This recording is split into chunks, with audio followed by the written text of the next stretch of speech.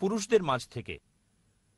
এইমাত্র ডাক্তার জাকির নায়েক এখানে এক বক্তৃতা রেখেছেন।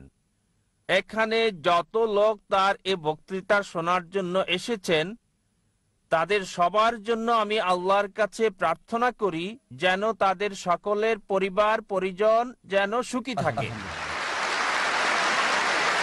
ঈশ্বর এখানে আছেন কেবলমাত্র ভালো কিছু করার জন্য, আর জাকির হোসেনও এখানে কেবলমাত্র ভালো কিছু করার জন্যই আছেন। আচ্ছা, আমি এখন, আমার নাম নারায়ণ ভেঙ্কটাস আয়ার, দাঁড়াইতে থাকি।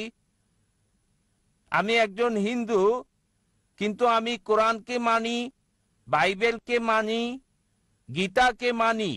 আমি সবাইকে সমান মনে করি, কিন্তু আমি ডাক্তার সাহেবকে এটা জিজ্ঞেস করতে চাচ্ছি যে শেখ সৈয়দ মোল্লা পাঠান নাম কেন রেখেছে, ব্রাহ্মণ ক্ষত্রিয় চন্ডাল শূদ্রা নাম কেন রেখেছে? এটার উত্তর এখনই চাচ্ছি।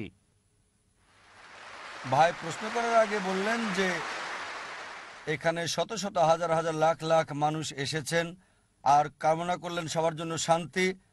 তারপর বললেন যে ডাক্তার জাকির নায়েক এখানে এসেছেন ভালো কথা বলতে, আর প্রশ্ন করলেন যে আপনি হিন্দু, তবে কোরআন পড়েছেন, বিশ্বাস করেছেন, বাইবেলও বিশ্বাস করেন, বেদও বিশ্বাস করেন, আর প্রশ্ন করলেন যে কেন এই সব পাঠান, শেখ, মোল্লা, ব্রাহ্মণ, ক্ষত্রিয় ইত্যাদি।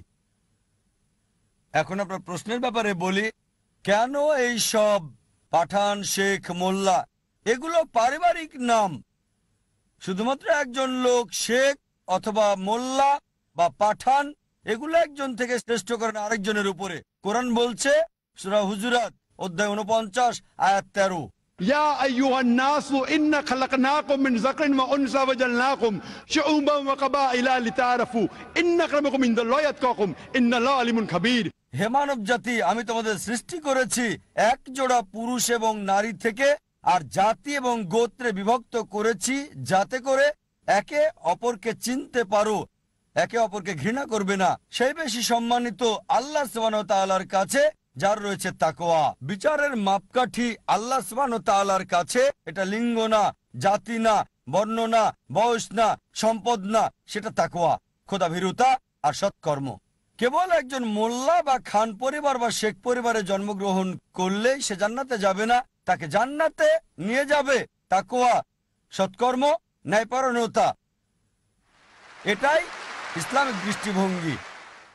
আর হিন্দু দর্শনে বেদ বলছে সর্বশক্তিমান ঈশ্বর মাথা থেকে সৃষ্টি করেছেন ব্রাহ্মণ, বুক থেকে ক্ষত্রিয়।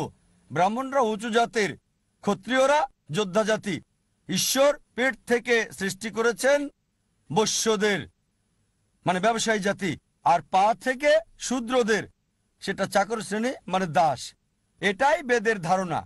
ইসলামে জন্মের ভিত্তিতে কেউ উত্তম বা অধম না। ইসলামে কোনো বর্ণ প্রথা নেই, এটা আছে হিন্দু ধর্মে। আর এ ব্যাপারে বিস্তারিত জানতে আমার ভিডিও ক্যাসেট দেখতে পারেন, ইসলাম এবং হিন্দু ধর্মের সাদৃশ্য। এবার আসি আপনার প্রশ্নের প্রথম অংশে। আপনি বলেছেন কোরআনে বিশ্বাস করেন, বাইবেলে বিশ্বাস করেন, বেদে বিশ্বাস করেন। আমি লোকজনকে বলি অন্তত একটা বইকে মানেন 100% ঈশ্বরের বাণী বলে, 2, 3 বা 4টা না, অন্তত একটা বই। তাহলে খ্রিস্টানরা বলবে আমরা বিশ্বাস করি বাইবেল 100% ঈশ্বরের বাণী, হিন্দুরা বলবে আমরা বিশ্বাস করি বেদ 100% ঈশ্বরের বাণী।